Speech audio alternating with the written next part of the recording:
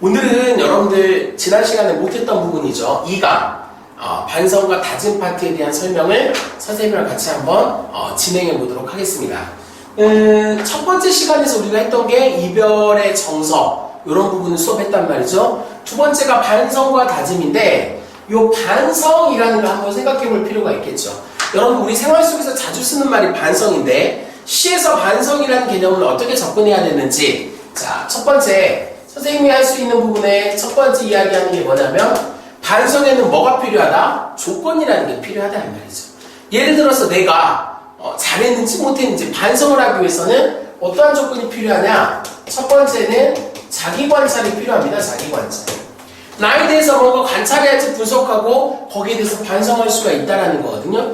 이렇게 된다면 자, 시의 시적 대상이죠.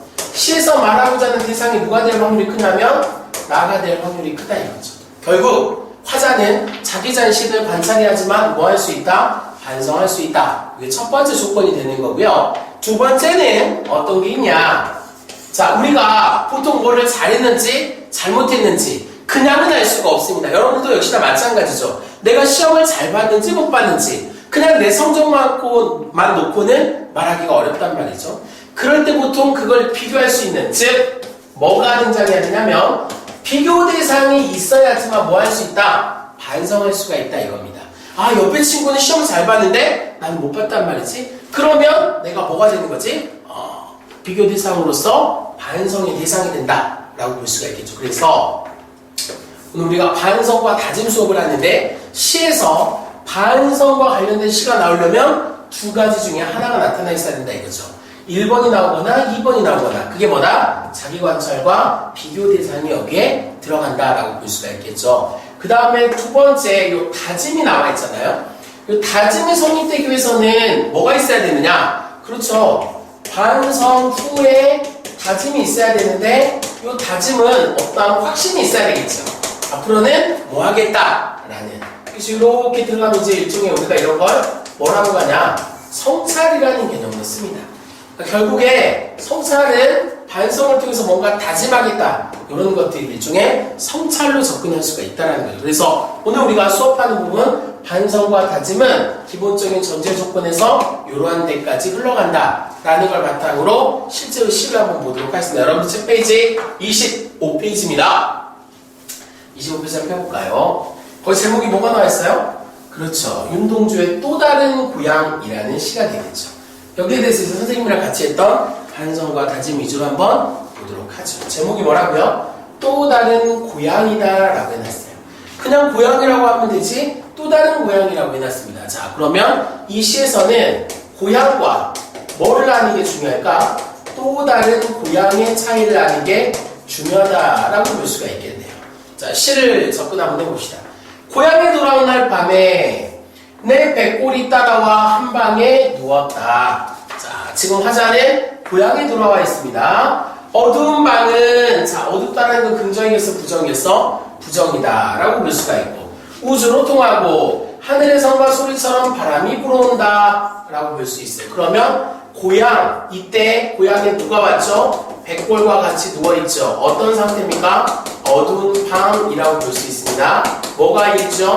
바람이 분다. 이게 현재 고향의 모습이다라고 할 수가 있겠죠. 그 다음 보죠.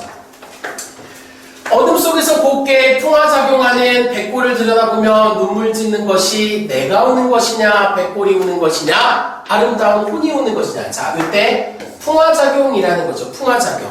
아까 풍화작용은 뭐와 관련 있는 거죠? 바람과 관련 있는 거라고 했어요. 깎이는 거라고 볼 수 있지. 일종의 바람으로 인해서 발생되는 시련과 고난의 개념이니까 같은 라인으로 보자면 여기 풍화작용 여기까지 여기다가 정리를 해낼 수가 있겠네요. 같은 라인이 되겠지. 그러면서 얘는 뭐하냐? 백골을 들여다본다라고 볼 수 있어. 아까 백골은 누구였었죠? 오케이, 나였다라고 볼 수가 있겠지. 나를 들여다본다. 오케이, 이게 뭐라고 볼 수 있냐? 자기 관찰의 과정이라고 볼 수가 있겠죠. 자, 나를 들여다보니 어떤 일이 있었느냐? 눈물 짓는 것이 내가 우는 것이냐, 백골이 우는 것이냐, 아름다운 혼이 우는 것이냐. 자, 결국은 얘와 얘가 알지를 못하는 거죠. 그러니까 일종의 자기 관찰을 통해서 뭘 얻었냐? 나 안에 백골과 뭐가 아름다운 혼이 있는데 얘네들이 서로 일치하지 않았기 때문에 하나의 나라고 보기가 어렵다는 걸 느꼈다 이 말이죠. 이게 지금 현재 화자의 처지라고 볼 수가 있습니다. 그러면 정리하게 되면 고양이 상황에서는 나와 백골과 뭐가 혼이 뭐하지 않는 거라고 볼 수 있어요. 일치하지 않은 단계라고 볼 수 있지. 이게 고양이의 모습이라고 볼 수가 있습니다. 그 다음 가면 지조 높은 개는 밤을 새워 어둠을 짓는다. 자, 이 단어가 중요하지. 뭐는 개인데 이 개는 어떠한 개라고 했어요? 지조 높은 개라고 했어요. 이 개는 지금 뭐 하는 거냐면 짓는다. 이때 어둠을 짓는다. 어둠을 부정이라고 한다면 이 부정적인 거에 대해서 뭐 하는 거라고 볼 수 있을까?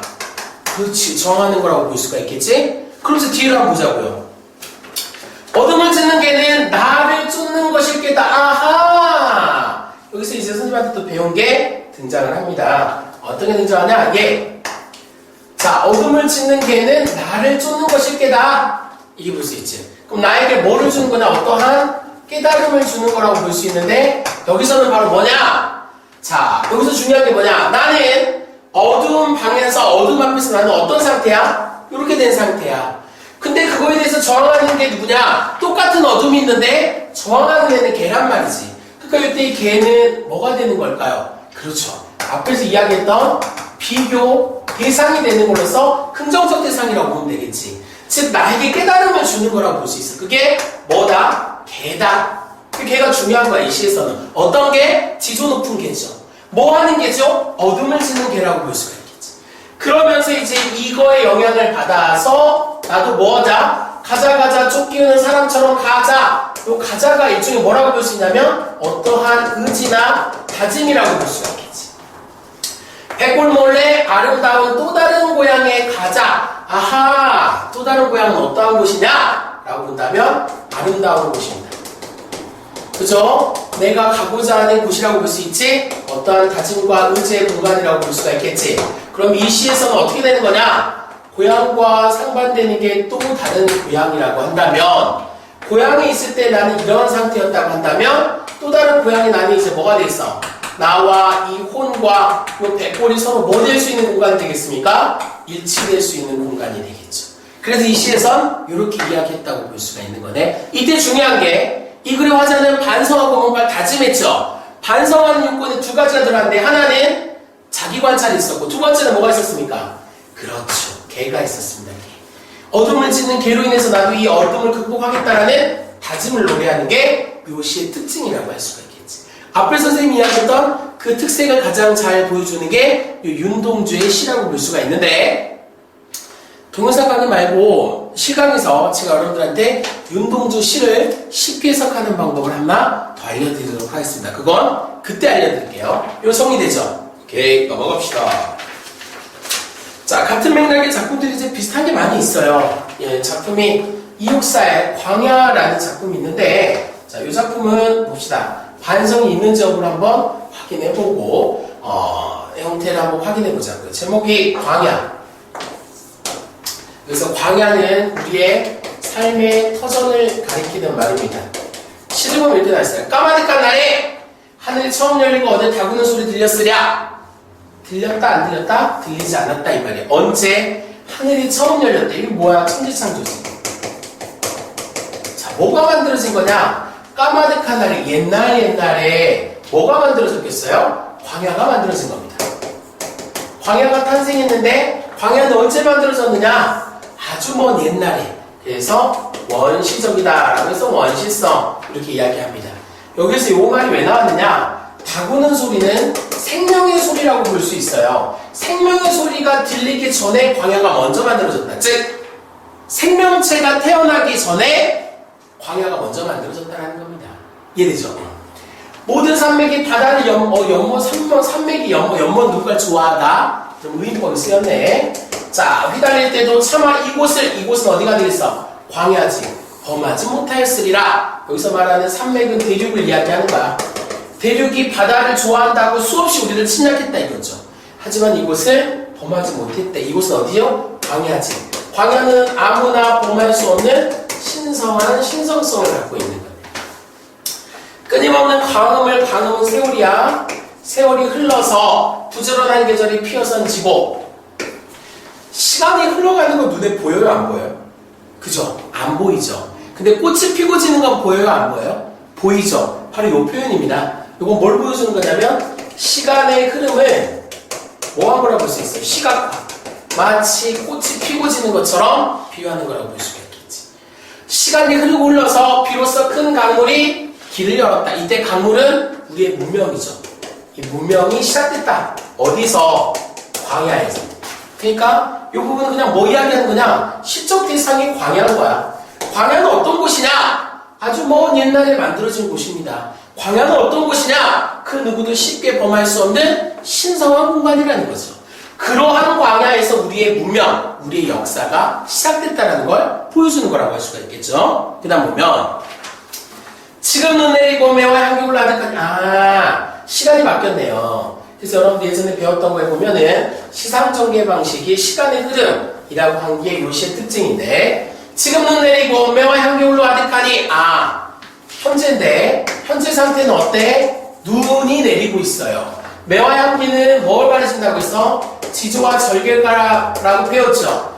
아득하다라는 건 잘 보이지 않는다 이 말이야. 그런데 내 여기 가난한 노래의 씨를 뿌리겠다. 이 뭐야? 의지적인 걸 다짐하는 거라고 볼 수 있죠. 아까 선생님 뭔가 의지하기 위해서는 뭐가 필요하다? 땡땡 확신이 필요하다. 요 확신은 어디 나와 있느냐? 여기 나와 있습니다. 다시 청고 뒤에 미래에 백마 타고 오는 초인이 있어. 아하! 이 광야의 목놓아 부르게 하리라. 무엇을? 노래를. 이때 이 노래가 뭘까요? 자, 이렇게 돼 있지. 자, 요 부분이 바로 여러 가지 해석할 수 있지만 우리가 배웠던 문학작품을 해석하는 관점에서 시대적 상황과 연결시켜서 본다면 당시 이육사가 활동했던 당시가 예를 식민지라고 한다면 요 노래는 광곡의 노래가 되겠죠.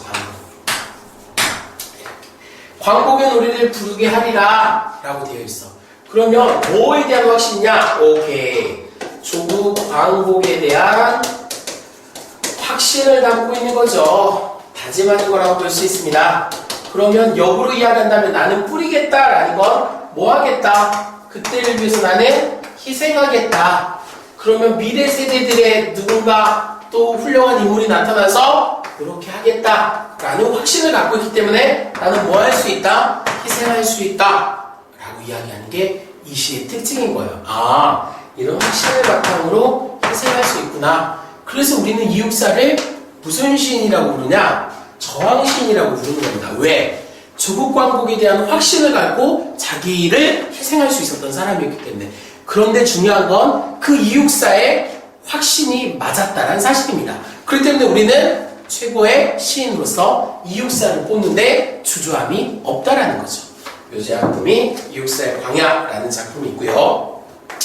그럼 뒤에 나와 있는 작품이 또 나와 있네요. 자, 이황의 도산 12곡이라는 작품이 나와 있는데 이 작품에서는 이제 뭐를 이야기하냐 두 가지가 같이 있어요. 자, 봅시다. 자, 첫 번째 이제 뭐가 있냐? 고인도 날 못 보고. 이때 고인은 성인들을 이야기하는 거야. 학문 수양을 이루었던 성인들이야. 날 못 보고 나도 고인을 못 보니 고인을 못 보더라도 여던 길, 또 여던 길이 가던 길이야. 가던 길이 학문 수양의 길이라고 보면 돼요. 자, 그 길이 공통점이야. 누구와 누구 사이에? 나와 옛 성인들 사이에 공통점이지. 여던 길이 앞에 있거든. 아니냐고 어쩔고 아니가고 어떻게 했느냐? 가겠다. 나는 뭘 갖고 있어요? 의지를 다짐하는 거라고 볼 수가 있겠지. 얘는 뭐에 대한 의지죠? 학문 수양에 대한 의지. 이 여던 길이 뭘로 해석해야 된다? 학문 수양으로 해석해야 된다 라고 볼 수가 있겠죠. 아내씨도 마찬가지야. 청산은 어찌하여 망고에 푸르르며 유수 흐르는 물은 어찌하여 주야에 그치 아니나고. 뭐 하는 거야? 변함없음이 되겠죠. 자, 역시나 마찬가지. 우리도 그치지 말고 망고상 청하리라. 뭐 하겠다? 변함없겠다. 뭐에 대한 변함없는 태도? 위에 나와 있는 학문 수양에 대한 변함없는 태도. 그래서 이때 망고상청은 변함없는 학문 수양을 다짐하는 노래라고 볼 수가 있어요. 어때요? 여러분들은 이해할 수가 없나요? 학문 수양 변함없이 공부 열심히 하겠다. 여러분 10페이지, 27페이지에 나와 있는 작품이라고 볼 수가 있고요. 반성과 또 성찰에 해당되는 작품에 해당되는 걸 한번 보면은 재밌는 게 페이지 30페이지 한번 해서 30페이지 30페이지 보면 이 작품만 볼게요. 나에 나와 있는 작품 김광균의 대장간 유혹이라는 작품이 있어요. 이 작품도 한번 보자고요. 대장간이 뭐 하는 데인지는 알죠? 대장간이 자, 한번 보자. 대장간이 뭐 하는 데인지 뭐 하는 거지? 보통 우리가 이제 어떠한 철제물들 주조하는 곳이라고 보죠. 센 물을 틀에 넣어가지고 두들겨가지고 만드는 그런 공간인데 뭔가 유혹한데 한번 봅시다. 제 손으로 만들지 않고 한꺼번에 싸게 사서 마구 쓰다가 망가지면 내다버리는 플라스틱. 그럼 여기서 이 글의 글쓴이는 이 플라스틱 물건을 긍정적으로 느꼈어요? 부정적으로 느꼈어요? 오케이, 부정적으로 느꼈어. 느껴질 때 나는 당장 버스에서 뛰어내리고 싶다. 아하! 나 스스로를 뭐에? 플라스틱 물건에 비유하는 거라고 볼 수 있지. 그럼 여기서 왜 뛰어내리고 싶겠어? 오케이. 부끄러움이지, 부끄러움. 현대 아파트가 길들어서 운동 사거리에 사라진 털보네 대장간을 찾아가고 싶다. 그러면 뭐라고 볼 수 있습니까? 자, 상반되는 공간이라고 볼 수가 있겠지. 즉, 이렇게 설명하면 됩니다. 플라스틱 같은, 아파트 같은, 이러한 건 어떤 산업화되어 있는 거라고 본다면, 저기 나와 있는 철본의 대장간은 뭘 상징하는 것서 전통을 상징하는 거라고 볼 수 있지. 이 글의 글쓴이는 여기를 부정적으로 보고 얘를 긍정적으로 보는 거지. 얘를 통해서 얘를 뭐 하는 거야? 비판하고 반성하는 거라고 볼 수 있으니까 비교 대상을 통해서 뭐 하는 거라고 볼 수 있어? 반성하는 구조라고 볼 수가 있겠죠. 그럼 도대체 왜 이 현대적인 산업화 구조의 물건들을 부정적으로 바라봤는지가 시에 나와 있어야 돼요. 선생님 그런 이야기 했습니다. 시는 가장 논리적인 글이다. 찾아야 되겠죠. 어디서? 시 안에서. 찾아보자고요. 자, 풀무지개 일거리는 불 속에서 시우새처럼 나를 달기고 모루 위에서 별이고 숫돌에 가라 시퍼런 무쇠낫으로 바꾸고 싶다. 이게 지금 뭐 하는 거라고 쓰냐면 전통적인 대장간에서 만들어지는 것들에 대한 뭐라고 볼 수 있어? 과정이라고 볼 수가 있겠지.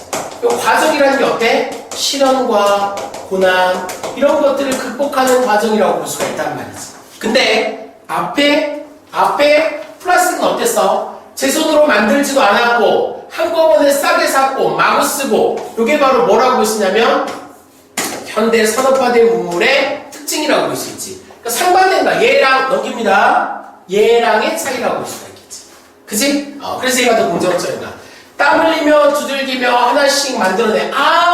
온갖 뭐가 포함되어 있어요? 노력이 포함되어 있어요. 이렇게 만들어진 거란 말이에요. 그게 바로 뭐가 있어? 꼬부랑, 호미, 자, 그 다음에 대장간에 걸리고 싶다. 소나무, 자루 이런 것들이 바로 뭐라고 볼 수 있어? 이러한 극복과 노력의 결과물이지. 그래서 나는 이러한 삶을 소망하는 거라고 볼 수가 있는 거겠죠.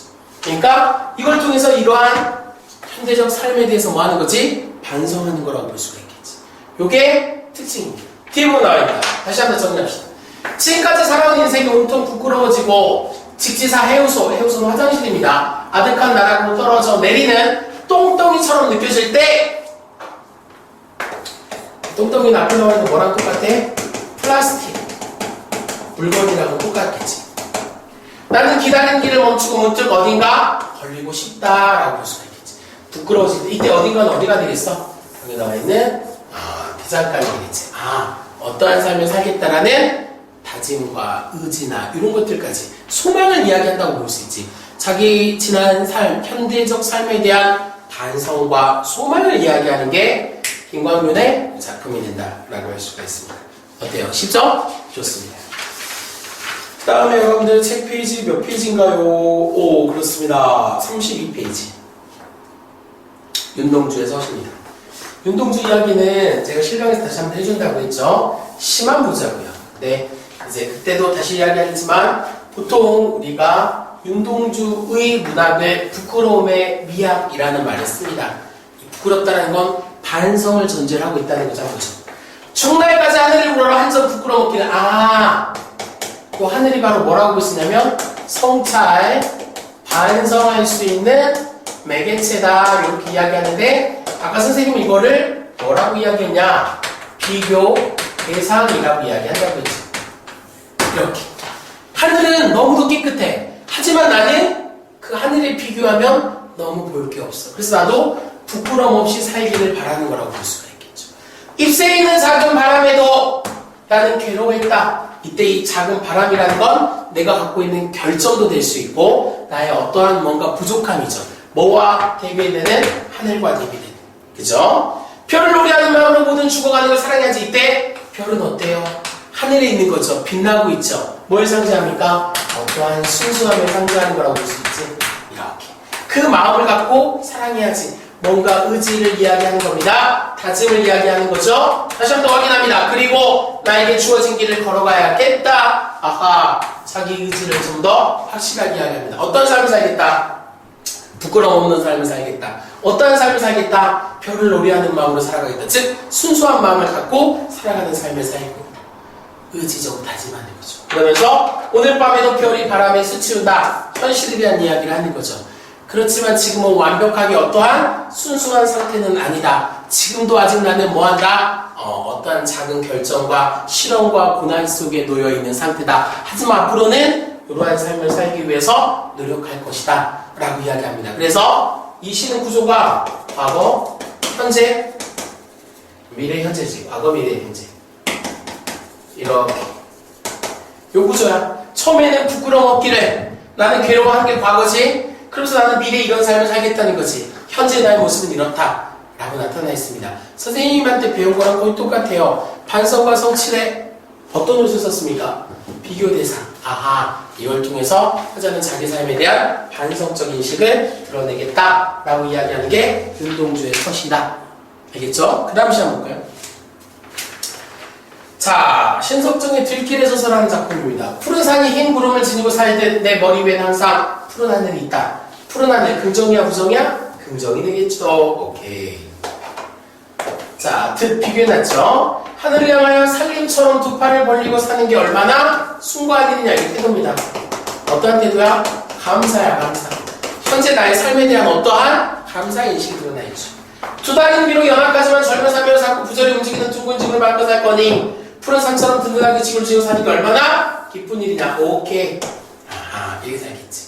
그러면서 이제 마무리합니다. 삶에 대한 긍정적 인식을 바탕으로 뼈에 저리도록 생활은 슬퍼도 좋다. 저문 들길에 서서 푸른 별을 바라보자. 이런 겁니다. 자, 그럼 저문 들길이라는 건 현재야.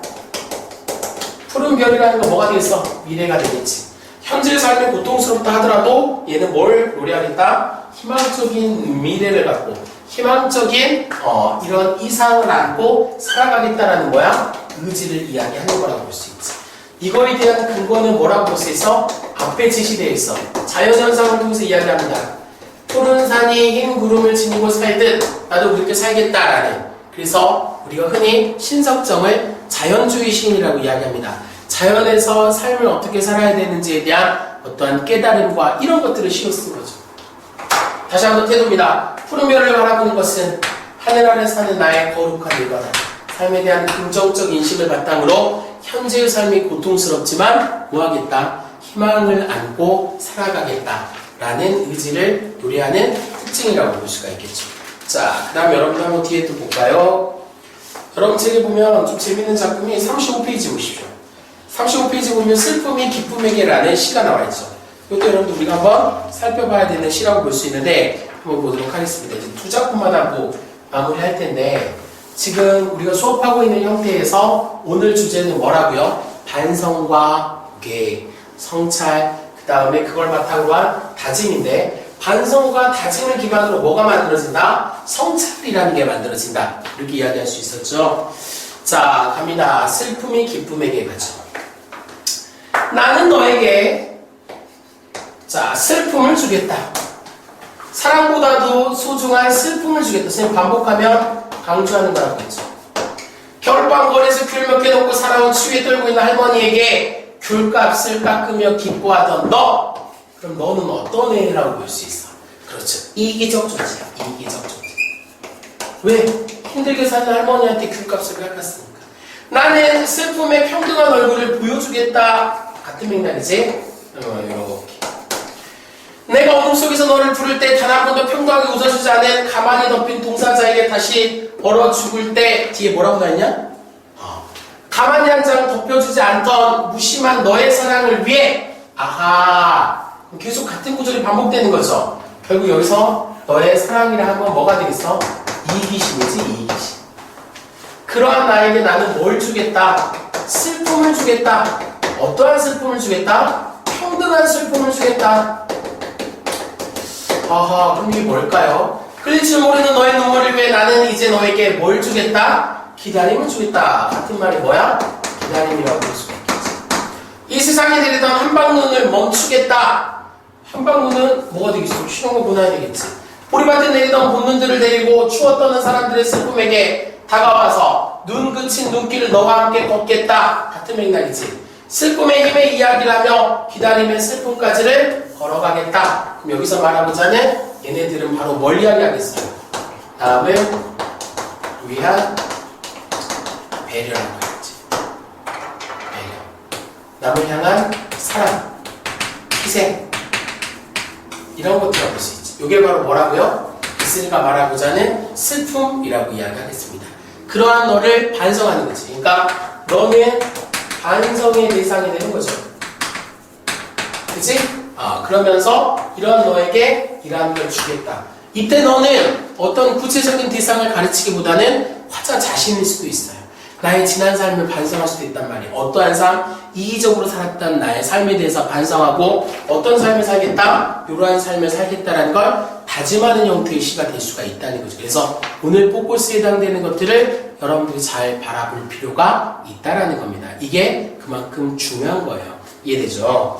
자, 그 다음에 여러분들 책 페이지 중에서 하나만 좀 더 해보도록 하겠습니다. 이게 이제 뭐냐면 반성과 성찰의 개념이라기보다는 어떤 좀 의지인데 의지적인 것들 중에 청산별곡 좀 한번 볼까. 이게 이제 좀 많이 나오는 작품이라서 여러분들이 1학년 때 꼭 알아야 되는 작품이라 선생님은 조금 더 강조해서 진행할 겁니다. 이 작품까지 하고 나머지는 여러분들이 쭉 문제 풀어올 수 있게 그렇게 하는 게 방향이니까 선생님이 한번 작품 보도록 하자. 제목이 청산별곡이에요.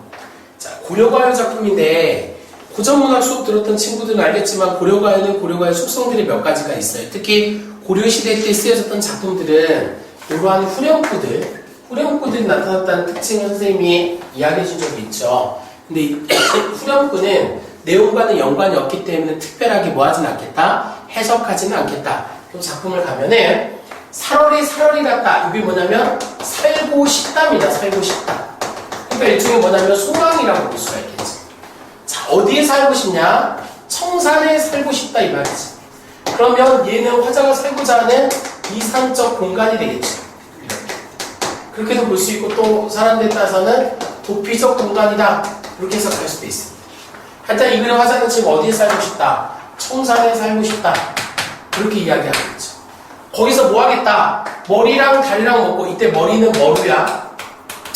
다래는 다래라고. 그러니까 산에 가면 쉽게 구할 수 있는 산 과일들이 되겠지. 그러니까 이런 것들은 산에 가면 흔하니까 소박한 음식이다 라고 볼 수 있어요. 이 글의 화자의 소망은 엄청난 게 아니야. 산에 가서 소박한 음식 먹고 살겠다라는 화자의 뭐가 제시가 되어 있습니까? 소망이 제시가 되어 있다라고 할 수가 있겠지. 그럼 이제 물어봐야 돼. 너 왜 청산에 가고 싶은데? 대답을 해. 울어라 울어라세요. 자곤이러 울어라세요. 뭐였지? 선배한테 배운 거? 새. 그죠? 뭐야? 울고 싶다라는 감정이입의 대상이죠. 그럼 화자의 감정은 울고 싶다라는 겁니다. 그걸 뭐를 통해 드러냈지? 새를 통해 드러냈죠. 자, 널 나와 씨름한 나도 자곤이러 울어. 널 나와 보답니다. 비교급. 이때 너는 새가 되겠지. 새 내보다 씨름한 한은 많다. 매니 너보다 스트레스가 많은 나도 자고 일어나서 운다. 이걸 통해서 이 글의 화자는 지금 뭐가 많다? 씨름이 아주 뭐하다라는 걸 알 수 있습니까?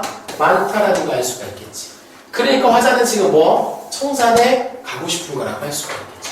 이런 구조형으로 본다면 지금 두 개 했습니다. 가던 새 본다. 물 아래 가던 새 본다. 물 아래 가던 새 본다. 자, 그러면 저기 나와 있는 가돈새는 어떤 새라고 볼 수 있어? 그렇죠. 앞에서 나와 있는 것처럼 청산을 향해 가는 새가 되겠지. 어디를 본다? 물 아래입니다. 여기는 바로 자신이 살던 곳은 한번 보는 거야. 왜 그러냐면 아직 미련이 남아있기 때문에 그렇다고 볼 수 있어. 그치? 자기는 가고 싶으면서 또 한편으로는 뭐도 있어요? 미련도 있어요. 근데 뒤에 보면 잉무든 장글란 가지고 여기 중요해. 자, 잉무든 장글란이 해석하면은 뭐 한 세 가지 정도가 됩니다. 이끼 낀 쟁기, 그 다음에 녹슨 경기, 이끼 낀 음장도, 이렇게 해석할 수가 있는데 연구자에 따라서 해석에 이견이 있어요. 근데 이제 이게 차이가 뭐냐면 이끼가 꼈다라는 요 말이 중요한 거야. 녹이 쓸었다라는 거. 이끼가 꼈다. 이게 중요한 거라고. 왜냐면 쟁기는 농사를 지을 때 써야 되는데 그 다음에 병기는 무기야. 음장도는 여자가 자기 사랑을 지킬 때 쓰는 건데 얘네들의 공통점이 뭐냐. 쟁기인데 쟁기를 쓸 일이 없어요. 그 말은 농토가 없어졌다 이 말이야. 자, 그 다음에 병기, 무기를 쓸 일이 없다는 건 권력이 없어졌다 이 말입니다. 그 다음에 여자가 음장도가 필요가 없다는 건 사랑이 없어졌다 이 말이에요. 그러니까 얘네들의 공통점은 뭐냐라고 이야기한다면 자기에게 아주 소중한 것, 그게 어떤 건지는 모르겠는데 이 소중한 것이 뭐한 상태냐면 상실된 상태라고 볼 수가 있겠지. 그래서 얘가 뭐하는 거라고 볼 수 있냐면 울고 싶었던 거고 청산을 향해 가고 싶었던 겁니다. 지금 이곳에서는 자기한테 있는 중요한 게 잃어버렸다 이 말이죠. 그래서 얘는 새로운 공간을 찾아서 벗어나고 싶은 거라고 할 수가 있습니다. 요 형태입니다. 요 형태. 자, 그 다음에 뒤에 거 보면 이런 공 저런 공 하야 이렇게 저렇게 해서 낮이란 지내왔는데 낮이 하나. 문제는 이거야. 오리도 가리도 없는 밤을 한, 이때 이건 밤인데 낮과 밤이 서로 뭐 됐냐면 대조되어 있죠. 그러니까 낮은 대충 지냈는데 올 사람도 갈 사람도 없는 밤은 어떻게 할 거냐. 바로 뭐 하는 거냐면 너무 외로워요. 그거를 우리는 뭐라고 하죠? 고독이라고 이야기하는 거죠. 화자는 뭘 느끼고 있어? 고독을 느끼고 있어. 왜? 아무도 나를 찾아올 사람이 없으니까. 그죠? 그 다음에 뒤에 갑시다. 뒤에 보면은 어디다 던지던 돌고 누구를 맞히던 돌고 돌의 세모칩니다. 이때 이 돌은 화자에게 가해지는 시련과 고난이지. 왜? 자기를 맞추는 거니까. 그래서 얼마나 이게 힘들고 상처받고 하고 있어요. 돌. 근데 두 번째 거 미리도. 이때 미리도라는 건 미워할 사람도, 괴리도는 사랑할 사람도야. 없이 이 단어가 중요해. 없이야. 없이 맞아서 우기돌아. 그러니까 나에게 지금 돌이 날아왔는데 이 돌을 누가 던졌는지 이런 거 따지지 않겠다라는 거지. 단지 그게 맞은 게 너무 아프고 슬픈 거야. 그러니까 모든 걸 다 뭐 하는 거냐, 받아들이겠다. 이런 걸 우리는 무슨 세계관이라고 하냐면 운명론적 세계관이에요. 운명론적 세계관. 너무 힘들면 모든 걸 다 내려놓고 받아들이는 형태가 되겠다. 화자의 상태가 이 상태라고 볼 수가 있습니다. 그래서 이때 이 부분이, 그러니까 처음에 이제 화자는 청산에 가고 싶다고 했죠. 왜? 울고 싶거든. 그 울고 싶은 이유가 뭐야? 상실했단 말입니다. 상실. 그래서 나는 지금 어떤 상태야? 네 번째에서 고독하고 외롭다라고 했죠. 그걸 어떻게 한다? 모든 걸 다 운명으로 받아들이겠다. 이런 구조가 담겨져 있는데, 자, 뒤에 보면은 살얼이 같다. 뭐 한다고 했습니까? 발 아래. 요 발 아래는 바다예요, 바다. 앞에 나와 있는 뭐랑 똑같은 공간이라고 볼 수 있냐면 청산과 동일한 공간이라고 볼 수 있겠지. 그 이번에 어디 살고 싶대? 바다에 살고 싶대. 뭐 먹고? 남아작이랑 구조개, 조개. 그러니까 바다에 가면 쉽게 구할 수 있는 것들이죠. 이런 거 먹고 살고 싶다. 또 역시나 마찬가지 어떠한 소박한 소망을 이야기하는 거라고 볼 수가 있겠지. 이번에도. 자, 그러면서 이제 뒤에 갑시다. 자, 가다가 듣노라, 애정지 가다가 듣노라. 애정지의, 요 애정지가 낯선 부업입니다. 낯선 부업. 뭐라고요? 낯선 부업이라고. 그러니까 이 글의 화자가 낯선 곳에 살고 있다는 건 얘가 지금 어떤 삶을 살고 있냐? 유랑의 삶을 살고 있다는 거지. 자기 집이 아니니까 낯선 거예요. 또 돌아다니고 있단 말이야. 남의 집에서 하루하루 이렇게 기거하면서 유랑하고 살고 있다 이 말이지. 화자는 지금 청산을 찾아서 유랑적 삶을 살고 있습니다. 사슴이 징대에 올라 해금을 영혼을 두노라. 사슴은 뭐 사람이라는 거에 잘못된 표기다. 혹은 사슴의 탈을 쓴 광대다. 이런 식으로 해석할 수가 있어요. 중요한 건 뭘로 해석하든지 간에 해금을 영혼을 듣는다라는 건 해금은 연주하는 악기인데 이걸 통해서 뭐 하는 거라고 보시냐면 일시적 귀환을 얻는 거라고 볼 수가 있겠죠. 왜? 너무 힘드니까 잠시 동안 이런 것들이죠. 그럼 이제 마지막에 가다가 배부른 독에 이때 독이라는 건 술독이야. 술독. 술독에 설진 강수 이거 중요해. 이게 술입니다. 맛있게 익은 술이 있다 이 말이지. 그 조롱꽃 누룩이 술이 잘 익으면 뭐가 뜨냐면 누룩이 뜨는데 그 누룩이 나를 와서 잡사와니 유혹한다 이 말이야. 내 어찌하리 있고 이 부분이야. 나는 결국 술의 유혹에 넘어가는 거라고 볼 수가 있겠지. 결국 이 글의 화자는 이상향을 꿈꾸지만 결국 마지막에는 술을 통해서 현실의 고통으로부터 뭐 하는 거야? 도피하는 거라고 볼 수가 있겠지. 이게 이 작품의 특징이라고 이야기할 수가 있습니다. 여기 지금 여러분 책에 이제 청산별곡이 나온 이유는 뭐 때문에 그러냐면 오늘 우리가 수업하는 게 원래는 반성과 다짐을 수업하려고 했는데 이 부분이 이제 고전문학 중에서 이 화자 자체가 어떤 반성과 다짐을 한다기보다는 소망을 이야기했는데 결국 소망 실현이 되지를 못했죠. 이제 그런 부분 때문에 나와 있는 거고 우리 같은 이제 독자적 입장에서는 이 사람의 태도를 뭐 할 수 있어? 비판할 수가 있겠지. 왜? 소망을 이야기했으면 그 소망을 이루기 위해서 노력해야 되는데 결국은 그 소망을 이루지 못하고 현실적으로 뭐 하는 거라고요? 고통을 도피하는 거라고 볼 수 있으니까 이런 것들이 반성적으로 비판적으로 접근되는 거라고 볼 수가 있습니다. 오늘 여러분들이 먼저 이 정도 부분까지 하고 숙제는 여러분들 책 페이지 45페이지까지 문제를 푸는데 중요한 건 주제별 시 문학 중에서 한 축을 담당하고 있는 게 뭐냐면 반성과 다짐 파트라고 볼 수가 있겠지. 그래서 여러분들이 조금 더 집에서 이런 것들을 연습을 해가지고 선생님을 만나면 다시 한번 더 여러분들한테 그 내용 중심적으로 부족한 부분을 메꿔서 수업을 마무리할 수 있도록 하겠습니다. 오늘 여러분들 수고하셨습니다.